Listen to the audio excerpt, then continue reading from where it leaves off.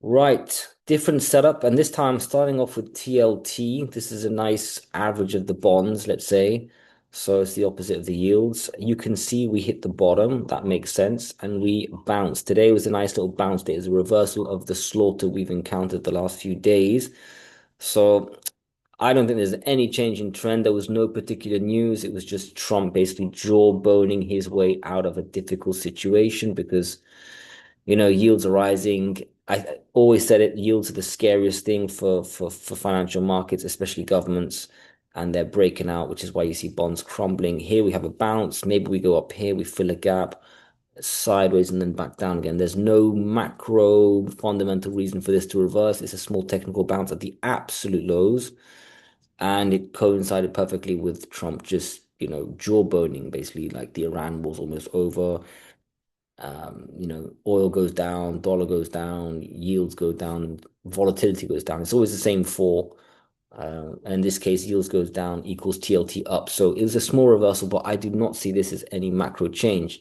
What is that? Okay, oil that went down, right? And for me, oil, by the way, that is hitting also a nice resistance here.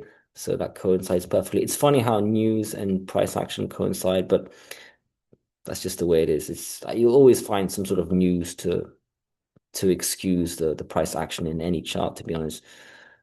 I don't know which way it's going to go.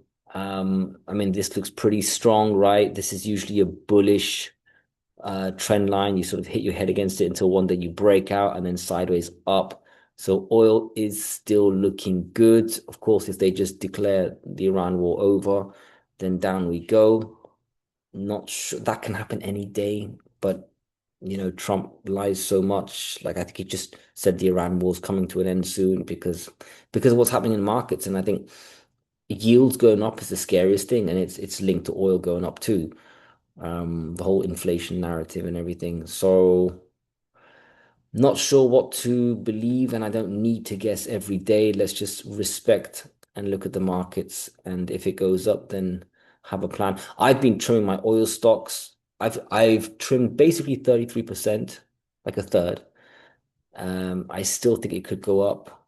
And in case it does go up and yields keep going and the miners get smashed, at least I have something to look forward to, which is like at least selling the top, which is kind of like trying to buy the bottom in the drop. I'm trying to buy the bottom in the miners going down. But yeah, I'm using the proceeds of the oil stocks to buy miners. That's pretty much what I'm doing. Not immediately. I'm not like selling oil stocks and immediately taking the proceeds and buying miners. At the moment, I'm not buying miners. I have to admit, I'm a little cautious. I'm a little scared. I've bought around this area. I'll get to miners in a second, but I am selling oil stocks. I didn't do it today. I did a little bit yesterday. If we break out, I might let it run a little bit more before I start selling some more. But I'm definitely selling before 120, like probably 115.99 around there. Well, I don't own oil actually. I own oil stocks. So when I see oil sort of break out, I think around 116 I'll start trimming again, like another third. And if we go even higher, take out 120 and run, it must be catastrophe in the markets. I'll be having a horrible day, but I'll be selling, the new highs in oil and I'll probably just liquidate my oil stocks. And then lick my wounds because I'm sure I'll be getting killed. Okay, so, dollar down. By the way, dollar, it's been weak the whole time, during the Iran war. Here it should really be going up. It has gone up. We hit a bit of resistance. I don't know. Yields made obviously new highs before the dollar did. The dollar is just as soon as this trend reverses, yields go down, they launch QE or whatever, or the end of the Iran war, that could do a lot. I don't know what that will do to yields. I mean, it will take yields down, but long term, will it really? Because yields are going up also for other reasons than the war. So that would only temporarily reduce. I think for yields to go down, you really need QE. But anyway, the dollar go down whether you have QE or whether you have the Iran war ending that. And by then it's like really weak. So I think the dollar is toast either. It is. It's either way, it's toast. And yields eventually will come down. Okay, gold, silver. So we had a bounce, right? Nice day. But nothing's changed. It's just good to see that we're still sort of holding this area here, this 4,500 level. I mean, we sort of bounced there, on this big flush. That was a horrible day. Then we had a bounce. Then yesterday we closed all the way down there. But today we're bouncing because yields are absolutely reversing from their absolute highs. So for me, this is no change in trend. You just got to see which way it breaks down. I think we're going to break. down again. There's no way this is over. This is just some jawboning bounce. So down we go, and I don't mind the flush, like let it happen anyway, as long as from there we bounce really hard and ultimately go higher. So I'm no trades for me, just watching today, just watching. Silver, same thing. We like came all the way back down. We are sort of we're not bouncing on the technical level, but we sort of, we retrace this whole move up. So let's see. And also a bit like gold, we come down flush and we should find support, but no trades. It's just still good to see a 3% bounce. And it's like the losses from yesterday were kind of recovered today for the miners for me, by and large. So I don't mind that actually. And actually the metals were down more than they were up. So I think there was a slight outperformance, but I don't think we're in the mood to talk about outperformance because we just lost so much in just a couple of trading days with yield. So miners, this was nice, a nice bounce, 3-4%. We closed the gap, but nothing fundamentally has changed either there. So it's just time to watch. No buys, no sells for me, just holding. I don't think I'll be doing any trade unless we come all the way down, maybe here on the GDX, or we start rising all the way up there. I'll definitely lighten the load. Unless they've announced QE, then everything changes. Still J, same thing, closed the gap, closed higher up, like towards high of day, so that's nice. We're still holding this sort of 28 level from down here, the drop down here. But again, no trades for me, no buys, no sells, just watching. I think if we start to move up and fill a gap, maybe I'll lighten the load there. If we flush, then I'll start looking if we hit 26. But again, it depends what's going on in the other markets, especially yields. Right, let's look at the actual miners. Newmont, that flushed to a new low there. That was a bit weaker than you could say the GDX, but well, not really. Not really, actually, because GDX sort of came. Newmont has been stronger than the GDX, so the fact that it's just lost this support here is no, it's forgivable stuff. And actually, we're trying to reclaim it here. Like if we have another up day, that was this candle here would be like a fake flush, and you've recovered the sort of 107 level, but. Yeah, for now it's just a sort of a reversal of yesterday's candle. Nothing's changed. You could easily just go sideways another day, go back down, and flush again, and down we go. But I do not forget, Newmont's earnings were spectacular. We've been outperforming. We were great. We're just forced down with the sector because of yield. So nothing has changed. These miners, they are printing cash. Yields going up is because inflation's high. Gold is the best hedge to inflation. Newmont is one of the best miners. So at the end of the day, these are absolute buys. And what are they going to do as a result of the yields going up? They're going to do QE, which makes Newmont one of the top 10 stocks on the planet to own. And you're supposed to be going up in advance of such things. And here we're going down. So I think the market's got it wrong, but I completely realize that we can keep going down. So right, Barrick, that's quite nice. That had a nice, remember this, nice big move here, really outperforming, come all the way back down, close the gap, and here we are. I mean, if you were to know that in a couple of days this yield stuff is over, the Fed's going to print like Barrick is immediately one of the best buys you can get. The chart is still strong, it's still higher lows, but we know that if yields just start breaking out again, everything goes down, and then you end up getting Barrick cheaper. So no trades anywhere for me so far this week. The only thing I've done is sell a couple of oil stocks. Agnico. Agnico was one of the weaker ones that had a sort of head and shoulder. We flushed it, but look, immediate reversal. It doesn't matter about the technical flush. If the sector's up, up we go. I still think Agnico. And it's on strong support. I'm using a different computer altogether, but we are kind of on a trend line here. So I know we've just broken the neckline, but yeah, I mean, if yields go up and the whole sector goes down, this will flush and it will look like a real breakdown of technicals. But it's also not the worst idea to buy like on support or even just after it's flush support, because sometimes there's a reversal. And overall, you got to have a long-term perspective, like you want to buy this zone, you buy it, you can go lower, you know where the next zone is, and you don't go all in. And if you space it out, I think this is a good buy, despite knowing that yields could easily break out more and take the whole market down with it. When you think about how much debt there is in the system and these yields are higher than back, like 2008 years, it could get really ugly. And I know that the government is absolutely freaking out, which is probably why Trump came out today and said what he said. But they must have some other plan to save the market because they cannot afford interest rates where they are with the debt loads they have.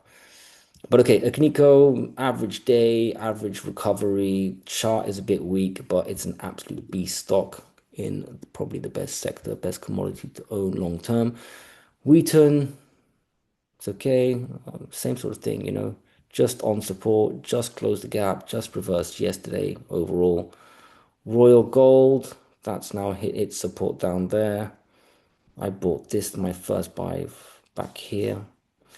This should be one of the first stocks that I buy when I feel like buying miners again because I've got a small position. I want to make this one a bit like Wheaton and Agnico, which means I've got to like times six my position or something. So a lot of buying to do in Royal Gold if I want to do that. But at the moment, on support, it's a good stock in a good sector, etc. Franco-Nevada, they're all kind of on support. But I've kind of bought this already, right? This is the low from the Iran war, and in some cases, I saw it was revisited twice, so I think I may have bought Franco-Nevada twice down here. Why buy three times if you think yields are going to keep going up and take down the whole market? I'm in no hurry, but the seniors are at good support levels. I guess that's the summary. I am gold, similar stuff, reversing yesterday, not completely. Also at support, also a good stock, but cognizant, lower highs, the same lows, but that's easily flushable. Like if yields go up and these flush, it's like the perfect picture and it totally makes sense. No hurry. Equinox, all the way back down. Not the best candle either, not the best day, only up 1.6%. Yeah, not the best chart. No hurry. B2 Gold, that was outperforming quite well. We've closed the gap for sure now. Not the best day, only up 1%, but higher lows, stronger than the other charts.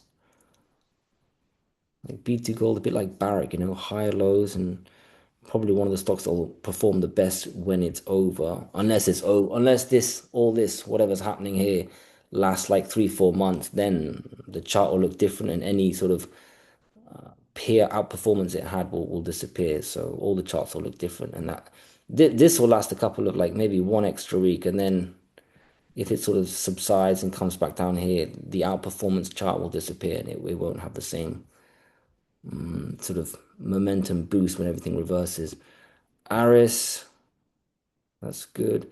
This one's been so strong the whole period. It'll be such a shame if yields take this down and it sort of loses its momentum because it's done so well to withstand, yields going up and this Iran war.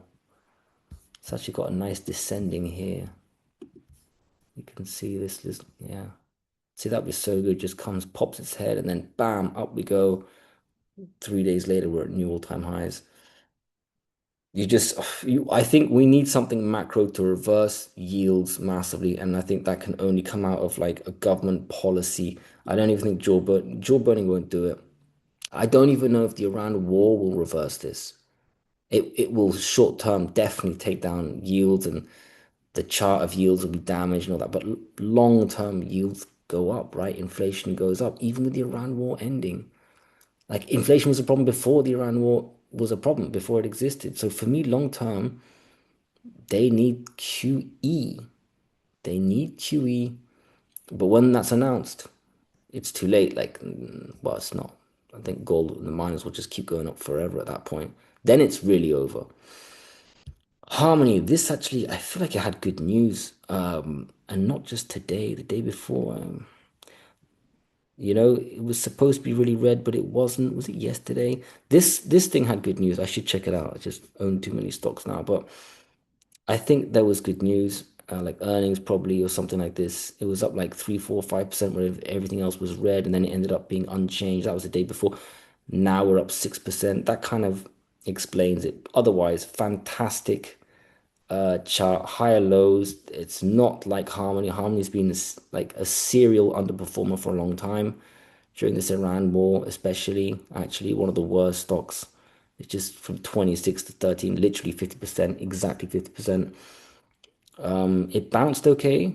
It went higher than I thought. They all did, but especially Harmony. I expected a lot more resistance on the way, lots of levels to sell. But otherwise, a higher low and again a higher low, despite this yields thing, close a higher day. I mean, if you have a good day tomorrow, you're basically testing the best Iran war pump levels. So it's just because of the timing of the good news, I guess. I mean, they all had good news, right? Newmont had good news, and now ugly chart. It's just unlucky. It's the timing. But you're supposed to own good stocks.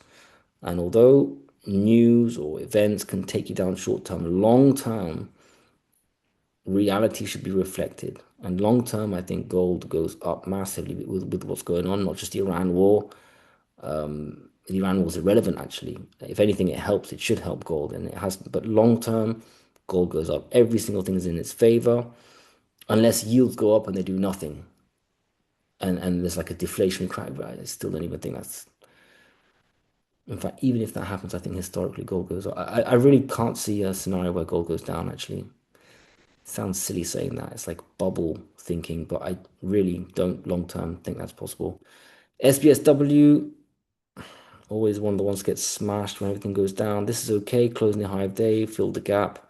But yeah, just no comment, no buys, no sells. Silver, Pan America, still a strong looking chart compared to everything else, despite the absolute reversal here. Filled the gap, closed the high of day, up almost 4%, higher lows, looks good, but that's irrelevant because if yields keep going up for the next couple of trading days, sorry, but Pan America goes down. So I'm holding off. Normally, if there was no yields thing and this was just down because of some, I don't know, some Iran war, fake escalate, I would buy, but yields is as macro as it gets. So I will just be cautious. And I don't mind admitting that I'm a bit scared and I have enough in this sector. I do not need to add more, especially with the very little sidelines I have. Because there's a couple of copper stocks and uranium stocks I also want to buy. So a lot of competition for the last scraps of cash. First Majestic all the way back down. Nice fill the gap. Nice 6% actually. That's good. Also, look at that. It just started to get momentum breakout. And then down you go. What a shame. Seriously, there was such good momentum going on. Had this yields thing not happened, I mean, anyway, no point in thinking that. CDE, same sort of thing. More than filled the gap. Came all the way back down. Up almost 6%. EXK all the way back down. Another one that had a good chart. Look at that. It had really good news all the way back down on that same day because of the sector or the general sector moves. Then it finally starts to get some energy and finally starts to break out. No, back down. This is probably the most unlucky of them all, EXK. Really, it was about to make a massive move and outperform everyone, and it's forced down. And I wonder if this yields drama continues for several more trading days. Who knows? It could go on for another 3, 4, 5, 6, 7 weeks. Probably not. But by then, you will have forgotten this outperformance. The chart will look completely different, and it might even be an underperformance because of some unlucky series of trading days where the candles just don't look that good.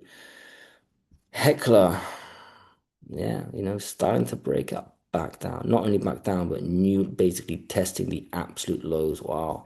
Testing the lows of the Iran war, saved by today's Trump jawboning lies. Close a high day at least, but 5%, it's relevant. You need continuation. Even then, quite a few of them have this sort of big gap, halfway through the drop, there's a big gap, and that might be a good position to start trimming a little bit if you think you're going to roll over and go back down. That's something I've considered actually, and in the end, I'd be selling basically buys that I made below in case you psychologically need that assurance that it was technically a profitable trade. ASM, that one still looks okay, higher low, It didn't come all the way back down to the absolute lows or even the recent lows, so higher low. This one was looking good actually too. This one can move quite a lot, but yeah, let's see what happens. Ah, yeah, oh my God. The one, I would always say leave the best for last. This one, out of all of them, was the best performing miner, I think. Actually, it is for sure, clearly. And just in 2, 3 days, back to back, like almost 10% drops. Just what a shame. And still outperforming. I mean, it's still only here, we're nowhere near the Iran war lows, but that's a massive drop, from 30 to 23. It's but they've all had a big drop, so it just makes sense too. And let's see. So there you go. I mean, in the end, I did no trades. Some of the stocks are better than others. Today was a nice reversal day, big percentage, nice green day, but for me, it's just jawboning. It means nothing until yields really come down, create a massive bearish engulfing reversal candle based on not just news, but like policy decision, QE. I don't want QE, but it will take something, and I really think the government's going to do it faster than people think. A bit like I thought the Iran war would calm down, or that there'd be peace faster than people think, and there actually hasn't been peace yet, but it has calmed down. I think that the government or Trump will come out and actually make a policy decision to put an end to this, and it could be peace. It could be something else. It could be both. It could be peace and something else, but I think this scares the government way more than we think. But I think gold goes up either way long term, actually. But it definitely goes up faster and higher if they subdue the yields. All right, let's see what happens tomorrow. Good luck.